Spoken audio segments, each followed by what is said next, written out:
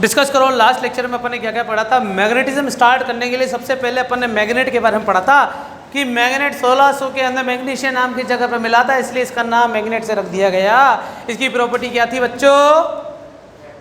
Magnetic material को attract करने का काम। कुछ स्पेशल प्रॉपर्टीज अपन ने पढ़ी थी, इस प्रॉपर्टीज के बारे में डिस्कस करते हैं। पहली प्रॉपर्टी अट्रैक्टिव प्रॉपर्टी, मतलब समझ में आ गया। दूसरी प्रॉपर्टी डायरेक्टिव प्रॉपर्टी, मतलब समझ में आ गया। तीसरी प्रॉपर्टी लाइक पोल और अनलाइक पोल, मतलब अट्रैक्शन और रिपल्जन हो गया। चौथी प्रॉपर्टी, बिल्कुल हमेशा मैग्नेटिक पोल पेयर में एग्जिस्ट करते हैं। दो मैग्नेट को अगर सिंगल मैग्नेट को तोड़ भी दिया जाए तो साउथ और नॉर्थ पोल हमेशा बने रहेंगे। और आखिरी प्रॉपर्टी मैग्नेटिक इंडक्शन, मतलब किसी मैग्नेट के पास में किसी मटेरियल को रख दिया जाए, मैग्नेटिक मटेरियल को, वो थोड़ी देर बाद मैग्नेट में चेंज हो जाता है। समझ में आएगी चीज? ओके। अच्छा, मैग्नेटिक इंडक्शन में मेरे एक क्वेश्चन है तुमसे। अगर मैं एक मैग्नेट हूँ और चेतना एक मैग्नेटिक मटेरियल है, तो मैं इसको मैग्नेटाइज कर रहा हूँ, है ना। मान लो मैं टीचर हूँ, ये स्टूडेंट है, तो मैं इसको मैग्नेटाइज कर रहा हूँ। तो बताओ बच्चों, क्या मेरे नॉलेज या मेरे मैग्नेटाइज करने में मेरा कोई लॉस होगा क्या? मैग्नेट में भी यही प्रॉपर्टी होती है। क्या तुम्हारे दिमाग में ऐसा क्वेश्चन आया था क्या कि मैग्नेट के पास में रख दिया जाए मैग्नेटिक मटेरियल के, तो क्या मैग्नेटिक मटेरियल को मैग्नेट जब बनाता है तो अपने मैग्नेटिज्म को खो देता है क्या? तो जवाब है नहीं, मैग्नेट की प्रॉपर्टी में कोई चेंज नहीं आता। आज कुछ स्पेशल की पॉइंट लिखेंगे बच्चों। हेडिंग लिखो, स्पेशल की पॉइंट्स।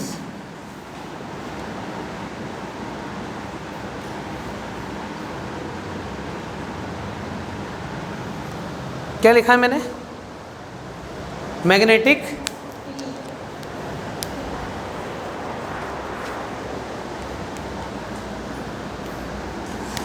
तो मैं इसकी स्पेलिंग देखो, मतलब डेफिनेशन क्या लिख रहा हूँ।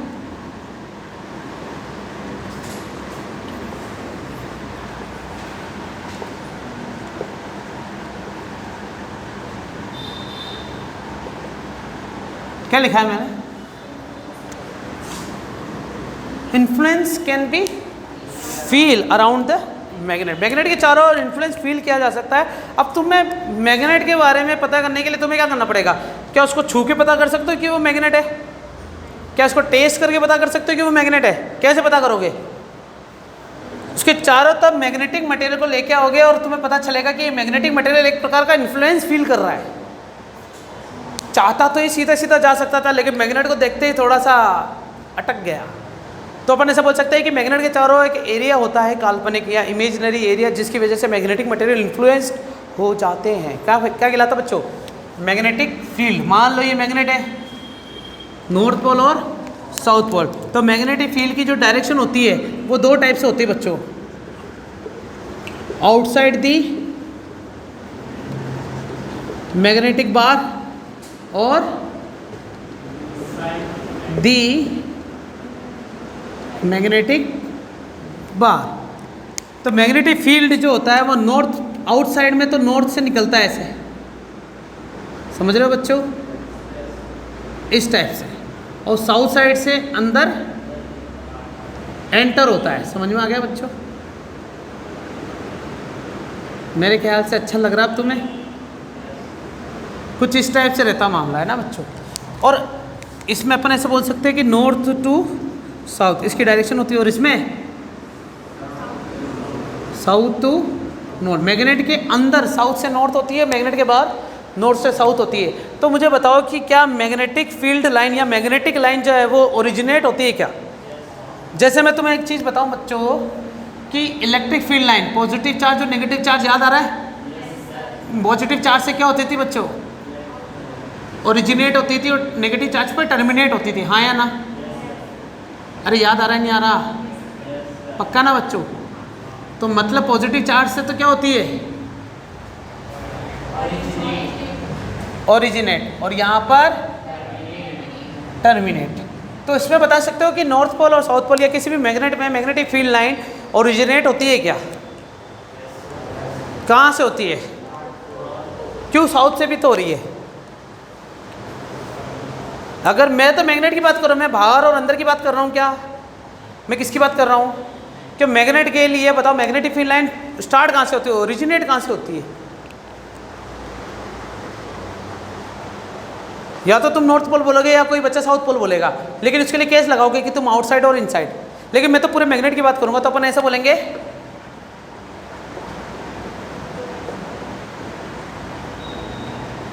Does not originate. ये ओरिजिनेट तो नहीं होती, लेकिन ये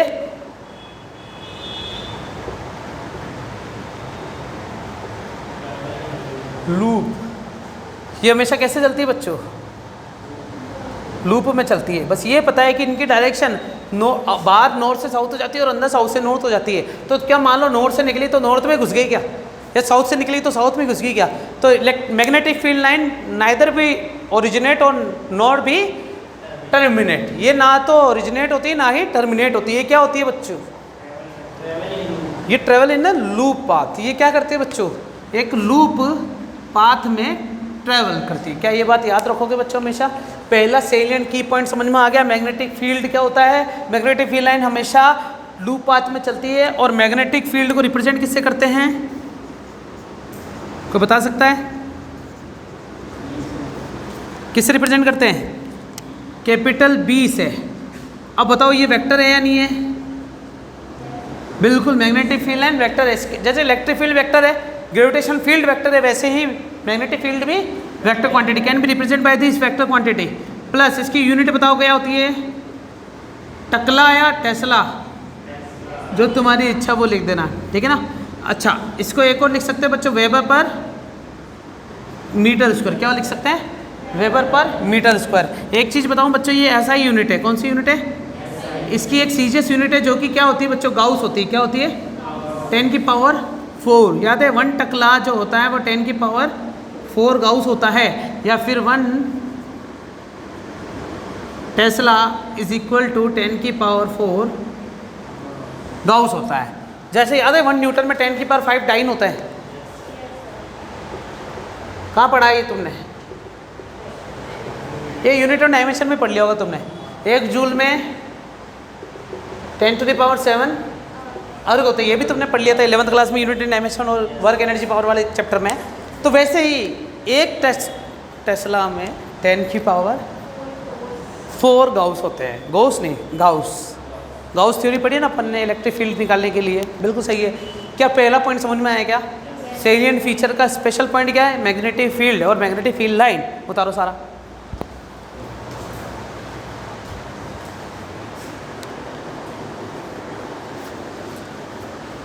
स्पीड में उतारना बच्चों, मिटा दूंगा मैं।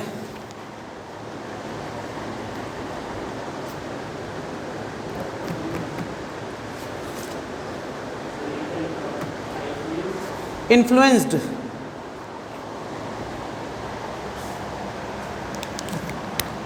बता नहीं सकते, स्पेलिंग गलत होगी। अब सही है।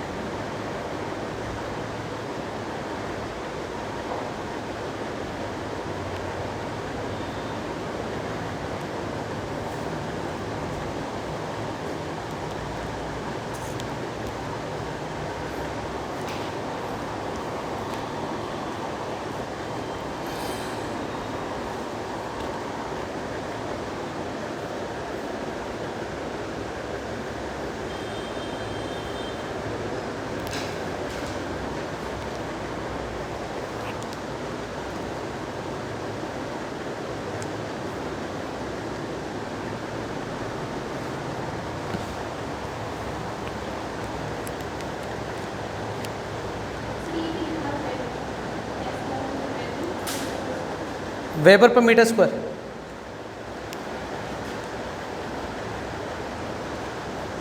मैं बच्चों ये यूनिट अभी याद करवा देता हूँ बिना उतारे, एक बार सब जने देखेंगे कि tesla is equal to weber per metre square जो है ये एक्चुअली में है क्या, उसके बारे में देखना। तुम्हें याद है इलेक्ट्रिक फील्ड लाइन ई डॉट डी ए कभी देखा है? किसका फॉर्मूला था ये? फाइव का, हाँ है ना। इसको लिखते हैं इलेक्ट्रिक फील्ड, और ये इलेक्ट्रिक फील्ड की कोई यूनिट होती है क्या? न्यूटन पर कूलाम इनटू, मान लो इस न्यूटन पर कूलाम को मैं जे की बोल देता हूँ, क्या बोल देता हूँ? क्या ये जे इंटू मीटर स्क्वायर हो गया क्या? फाइव की वैल्यू, तो जे बराबर क्या हो जाएगा? 5/मीटर स्क्वायर। वैसे यहाँ पर भी यही था, ये वेबर जो है ना ये मैग्नेटिक फ्लक्स का यूनिट है बच्चों। किसकी है? मैग्नेटिक फ्लक्स को भी 5 से रिप्रेजेंट करते हैं, लेकिन यूनिट इसकी क्या होती है? जैसे इसकी यूनिट कुछ भी नहीं होती ना 5 की, न्यूटन पर कूलाम इंटू मीटर इसको लिखते हैं, वैसे इसकी यूनिट होती है वेबर। अब तुम्हें पता है कि 5 की जो यूनिट होती है वो वेबर होती है, जो कि magnetic field into D A के बराबर होगी। दैट मीन्स टकला इंटू मीटर स्क्वायर बराबर में क्या चल रहा है? वेबर। वेबर के नीचे डिवाइड कर दूंगा तो टकला बराबर क्या हो जाएगा? Weber upon metre square. ये यहाँ से समझा है अपने, है ना। इसको ये याद रखना, ये आएगा काम, है ना अपने।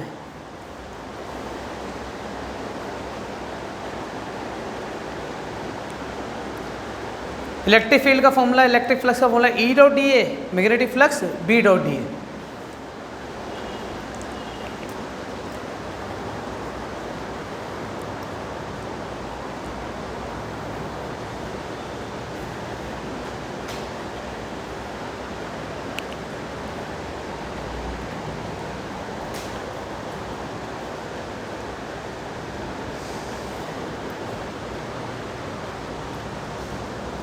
बेटा तू सारा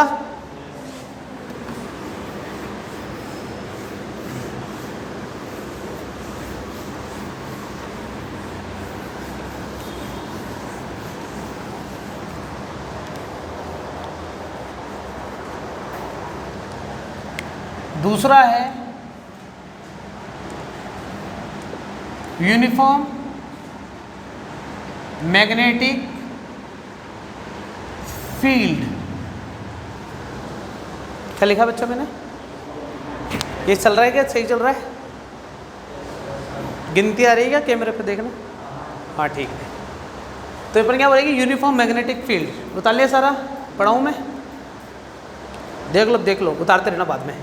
यूनिफॉर्म मैग्नेटिक फील्ड से क्या समझते हो तुम, बता सकते हो? मैं तुम्हें एक सिंपल से एग्जांपल देता हूँ बच्चों। तुमने एसी सिस्टम देखी है क्या कभी?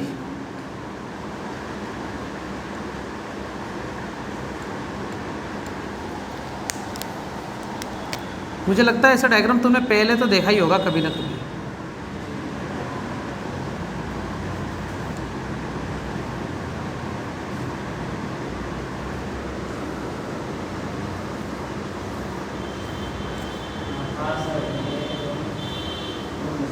देखा है क्या रे? क्या है? पैरेलल मिसाइल जनरेटर, है ना। एक साथ मिसाइल छोड़ेगी अगर ये, तो कैसे छोड़ेगी? यूनिफॉर्मली छोड़ेगी क्या बच्चों? आगे जाके भले कुछ भी होना है यार, अपन को क्या है। एक एग्जांपल ये, एक एग्जांपल और।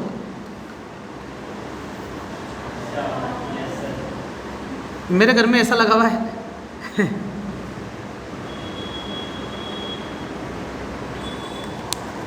पानी कैसा आएगा? पास में से देखेंगे तो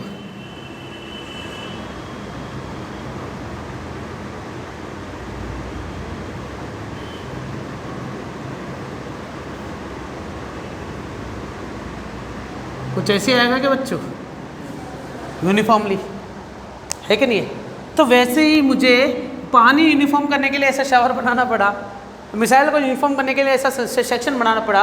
वैसे ही मैग्नेटिक फील्ड और इलेक्ट्रिक फील्ड को भी यूनिफॉर्म करने के लिए, इवन इलेक्ट्रिक फील्ड की बात बताऊं, तुम्हें याद है? Non conducting uniformly charge plate, है ना। इसकी वजह से इलेक्ट्रिक फील्ड कैसे आती थी? पैरेलली आती थी कि बच्चे ऐसे? आया समझ में? ये हो गया ना। अब मुझे मैग्नेटिक फील्ड बनाना, तो मैग्नेटिक फील्ड लाइन कैसी होती है?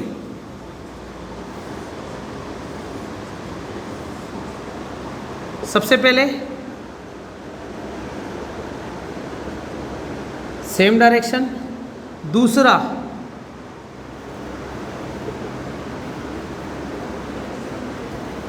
इक्वल इन मैग्नीट्यूड, तीसरा ये दोनों पॉइंट किसके हैं वो लिख दूं मैं, साइड वाला मिटा दूं सारा।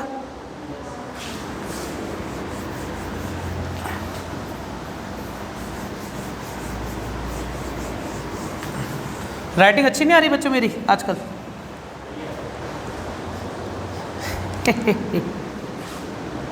इतनी तारीफ करते हो तुम मेरी, भगवान उठाना ले। Equal in magnitude, same direction, क्या लिखा मैंने? लाइन सही लिखी? हर पॉइंट पर डायरेक्शन भी सेम होगी और मैग्नीट्यूड भी सेम मिलेगा किसी भी मैग्नेटिक फील्ड का। और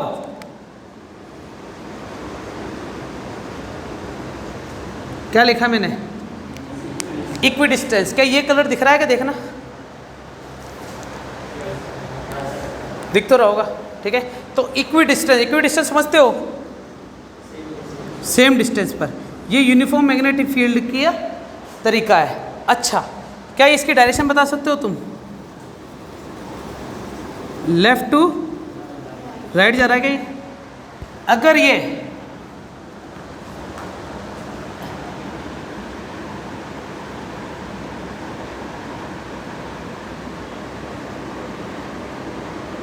क्या हो है परपेंडिकुलर टू दी प्लेन हो, तो मैं प्लेन बना दूं पहले तीनों।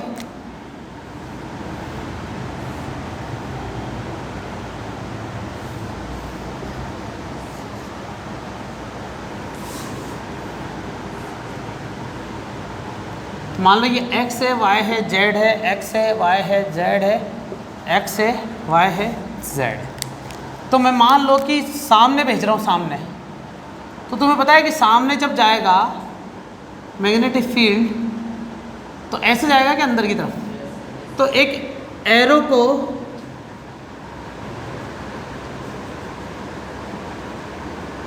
कंसीडर करो जो कि ऐसा होता है।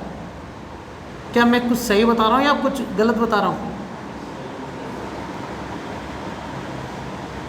हाँ बच्चों, तुमने नोटिस करा ये पीछे वाला जो होता है ना सीधा, इसको तुम ऐसे करके देखो, ऐसे सामने से, तो तुम्हें कुछ ऐसा दिखेगा। ये इसमें केवल इसी पोर्शन में ऐसे विंग्स नहीं लगे होते हैं, दो में चार होते हैं, चार, 1 2 3 4। समझ में आ गया? ठीक। तो ये पीछे से देखा जाएगा तो ऐसा लगेगा क्या? आगे से देखोगे तो कैसा लगेगा? केवल डॉट लगेगा, है ना। तो अगर कोई मैग्नेटिक फील्ड लाइन अंदर घुस रहा है प्लेन के, तो कैसा सिंबल होगा उसका? अरे समझ में आ गया? क्या ये मैग्नेटिक फील्ड लाइन यूनिफॉर्म लग रही है क्या? सही है। अगर इधर होता तो क्या मैं सही बना रहा हूँ कि डायग्राम?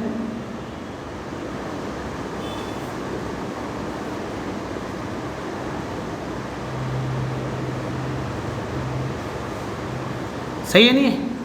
नीचे होता तो ऐसा कर सकते हैं अपन,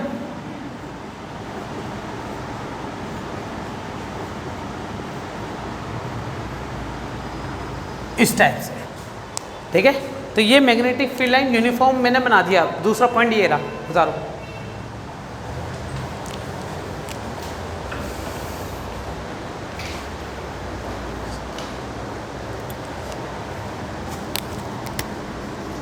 उतारते जाओ, मैं कुछ नोट लिख देता हूँ यहाँ पर।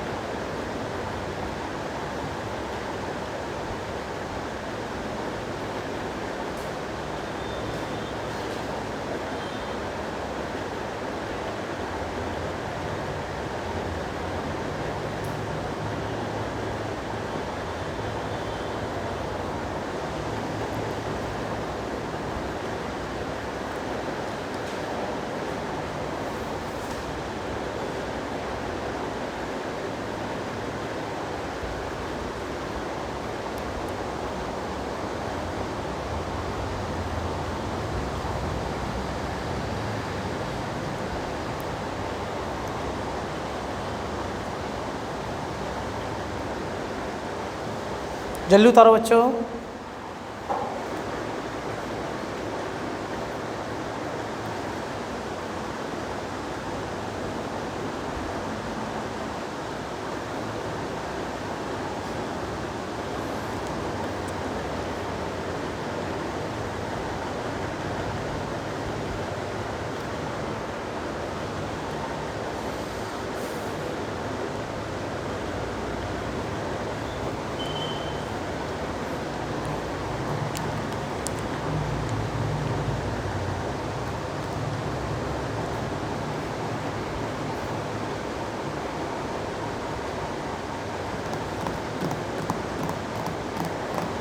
चलिए बच्चों,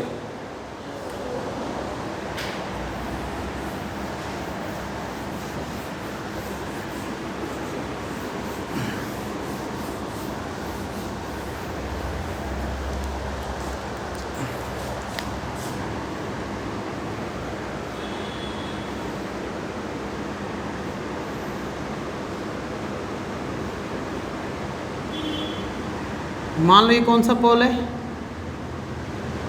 नॉर्थ पोल, और ये साउथ पोल। डायग्राम सही दिख रहा है, स्ट्रेट सही है। तो ये जो लाइन होती है ना,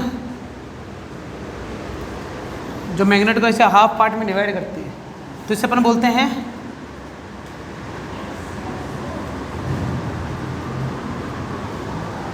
डेफिनेशन क्या होगी एक्सिस ऑफ मैग्नेट की, जो पेयर ऑफ पोल को क्रॉस करती हुई जाती है, नॉर्थ पोल और साउथ पोल को जोड़ती है, ऐसा axis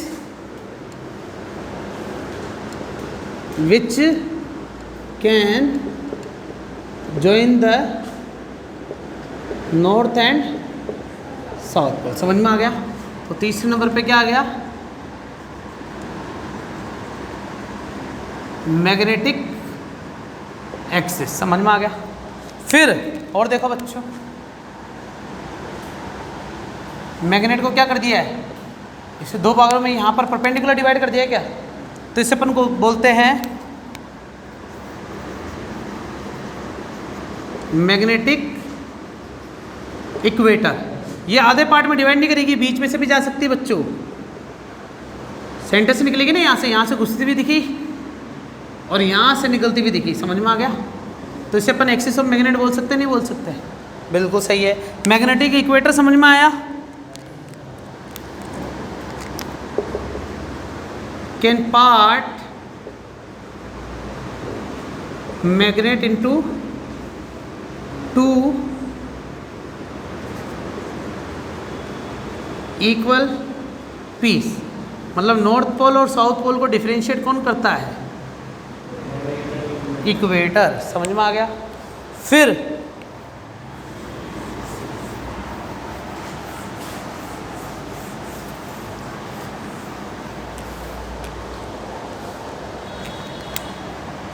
fifth, strength of magnet. इसके बारे में क्या बताऊं बच्चों में? स्ट्रेंथ ऑफ मैग्नेट जो होता है, eight which the attraction property is maximum. सही बात है कि नहीं है? जहां पर अट्रैक्शन प्रॉपर्टी क्या होती है बच्चों, मैक्सिमम होती है। एट मतलब कहाँ पर बता सकता है कोई बच्चों? पोल्स पर। इसीलिए इसको मैं क्या बोलने वाला हूं, पोल स्ट्रेंथ। जहां पर strength of magnet is concentrated. क्या होती है बच्चों? कंसंट्रेट रहती है। समझ में आ गई तीसरी चीज? और इसे ही अपन ऐसा बोल सकते हैं कि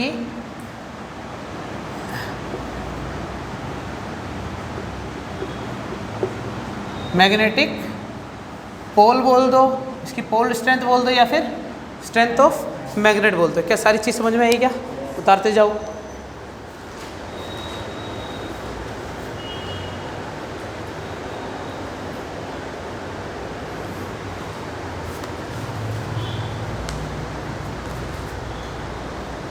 मेरे पास जगह बची हुई तो कुछ छोटी सी चीज़ और बता दूँ।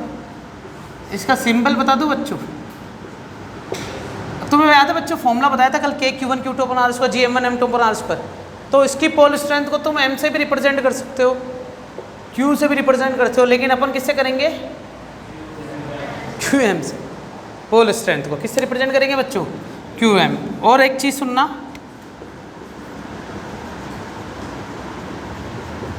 मैग्नेटिक लेंथ और एक जियो स्टेशनरी लेंथ,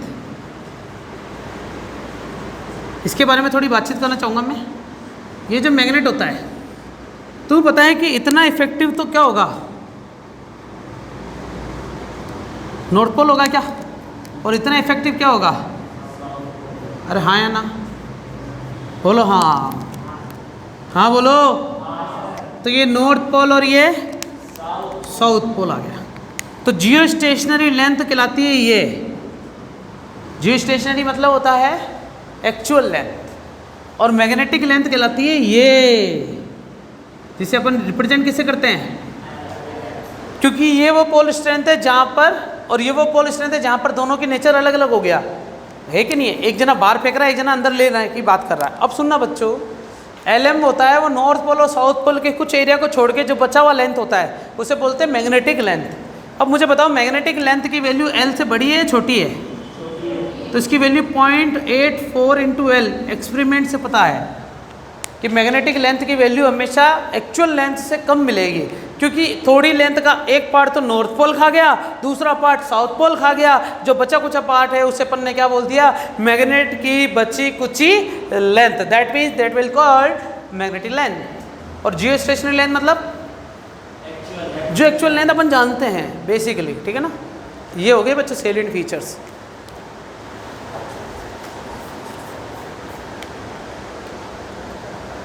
मैं ऐसे लिख देता हूँ इसको LG, जियो स्टेशनरी लेंथ।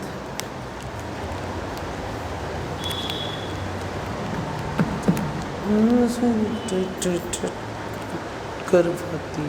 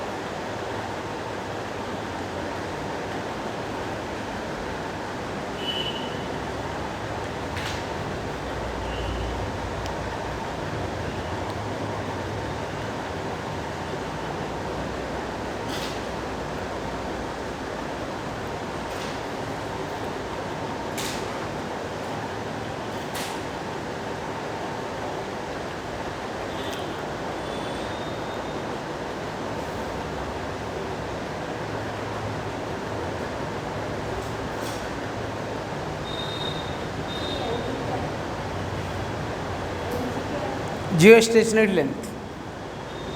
बेटा तो सारा बच्चों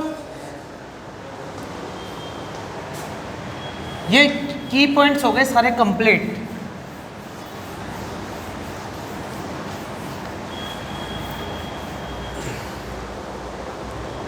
अब हेडिंग डालेंगे बच्चों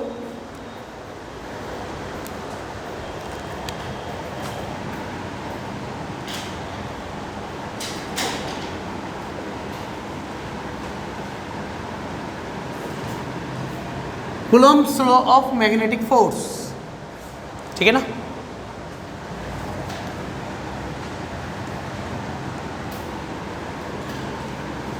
मान लो एक मैग्नेट है जो कि इसका नॉर्थ पोल है, ये भी मैग्नेट है जिसका नॉर्थ पोल है, इसकी पोल स्ट्रेंथ कितनी मान लेता हूँ m1, इसकी pole strength m2, q1 qm भी मान सकते हैं लेकिन अपन m1 m2 लेके चल लेते, कोई बड़ी बात नहीं है ना। इन दोनों के बीच का सेपरेशन कितना मान लिया, इन दोनों के सेंटर को जोड़ने वाली लाइन को जोड़ दो, सेंटर को जोड़ने वाली लाइन कितने डिस्टेंस पर है, r डिस्टेंस पर है। तो ऑब्वियस बात है कि मैग्नेट भी ऐसा फोर्स है जो नॉन कॉन्टैक्ट है। नॉन कॉन्टैक्ट फोर्स सबसे पहले अपन ने पढ़ा 11th क्लास में ग्रेविटेशन, दूसरे इलेक्ट्रोस्टैटिक, तीसरा मैग्नेटिक, फिर nuclear force, weak nuclear force, heavy nuclear force, सही है ना बच्चों, स्ट्रॉन्ग न्यूक्लियर फोर्स, ऐसे बहुत सारे थे। तो ये तो अपन को नहीं पढ़ना, लेकिन हाँ ये जरूर है कि भैया नॉर्थ पोल और नॉर्थ पोल के बीच में रिपल्सन होगा, पता है वो रिपल्सन किस पर डिपेंड करता है, तो force is directly proportional to multiple of या for product of pole strength. मतलब पोल स्ट्रेंथ के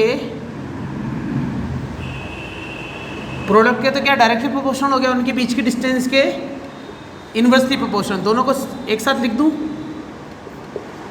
याद आ रहा है बच्चों, ग्रेविटेशन में ऐसे करते थे, कूलम्ब्स लॉ ऑफ इलेक्ट्रोस्टैटिक में ऐसे करते थे, क्या लिखते थे, F is directly proportional to Q1 Q2 upon R square. यहाँ पर क्या लिख दिया मैंने, M1 अपॉन M2। तो प्रोपोर्शनलिटी का सिंबल हटेगा क्या, यहाँ से सिंबल हटेगा तो एक कांस्टेंट आएगा जिसकी वैल्यू होती है म्यू नॉट अपॉन 4 पाई M1 M2 upon R square, सही है। जिसमें तुम्हें याद है बच्चों F बराबर K Q1 Q2 upon R square, ये coulomb's law of electrostatic law था, या इलेक्ट्रिक फोर्स का कूलम्ब लॉ था, है ना। ये मैग्नेटिक फोर्स का कूलम्ब्स लॉ है। तो इस वाले फोर्स में K की वैल्यू क्या थी, 9 × 10⁹ न्यूटन पर है, न्यूटन मीटर स्क्वायर पर कूलम्ब स्क्वायर, ठीक है ना बच्चों। इसमें ये म्यू नॉट अपॉन 4 पाई की वैल्यू जो होती है वो होती है 10⁻⁻7 न्यूटन मीटर पर एम्पियर, न्यूटन मीटर पर एम्पियर की यूनिट अभी याद रख लेना, कहाँ से ही कैसा ही ये अपन आगे जाते पता चलता रहेगा अपन को, है ना। क्योंकि एम्पियर आ गया करंट, करंट मतलब हम मैग्नेटिक इफेक्ट ऑफ करंट पढ़ रहे हैं बच्चे चैप्टर, इसके जस्ट बाद मैग्नेटिक इफेक्ट ऑफ करंट आ जाएगा, वापस करंट के अंदर घुस जाएंगे, दैट मीन्स एम्पियर वहाँ मुँह लग जाएगा क्या बच्चों। इसका मतलब हो गया कि म्यू नॉट अपॉन 4 पाई की वैल्यू 10⁻⁻7 होती है। एक्सपेरिमेंटली अपन को एक्सेप्ट करना पड़ेगा, ये कांस्टेंट है, कांस्टेंट की वैल्यू कांस्टेंट है, कितनी होती है 10⁻⁻7। बहुत बढ़िया। अब इसके अंदर मैं कुछ गड़बड़ करना चाहूँ क्या, कर तो सकता हूँ लेकिन कर सकता हूँ मैं वो वाले साइड मिटा दूँ बच्चों में, क्योंकि जो मैं गड़बड़ करने वाला हूँ ये शायद 2017 या 2016 में पूछा गया क्वेश्चन है ना, नीट के अंदर पूछा गया क्वेश्चन। देखना जरा कैसे है। तुम्हें पता है म्यू नॉट अपॉन 4 पाई की वैल्यू क्या होती है, 10⁻⁻7। तुम्हें पता है K की वैल्यू क्या होती है, क्या K की वैल्यू को 1/4 पाई एप्सिलॉन नॉट बोल सकते हो क्या, अरे हाँ या ना, पक्का बच्चों। इक्वेशन नंबर 1 और इक्वेशन नंबर 2 मैं 1 में से 2 को डिवाइड कर रहा हूँ, तो म्यू नॉट अपॉन 4 पाई में किसका डिवाइड हो जाएगा, 1/4 पाई एप्सिलॉन नॉट। तो ऊपर हो जाएगा 10⁻⁻7, नीचे क्या आ जाएगा, बोलो नहीं आया समझ में, पक्का बच्चों। 4 पाई से 4 pi epsilon naught, mu not upon mu naught into epsilon not हो गया क्या, इसको तुम 1/9 × 10⁻9 और 7 16, सही है बच्चों। यहाँ तक समझ में आ गया क्या। अब मैं जो चीज़ लिखने वाला हूँ वो तुम्हें समझ में नहीं आएगा, बोलो नहीं आया, पक्का। अब जो लिखने वाला हूँ वो तो बिल्कुल नहीं आएगा,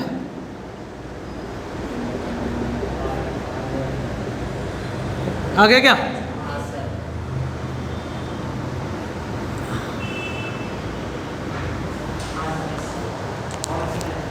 क्या ये स्पीड ऑफ लाइट है क्या,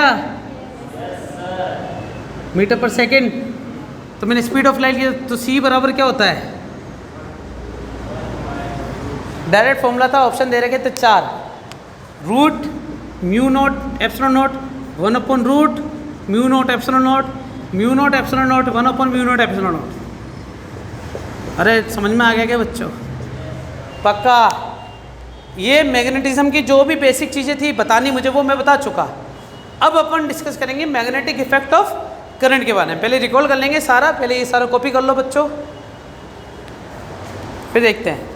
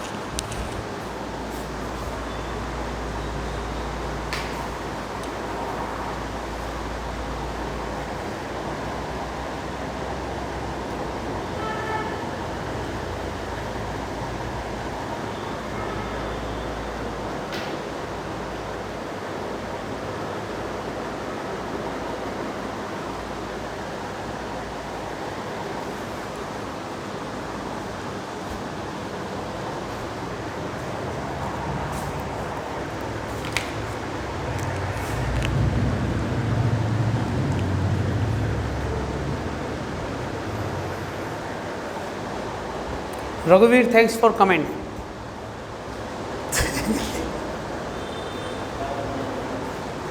कल भैया वीडियो अपलोड करा और इसने कमेंट भी करा है।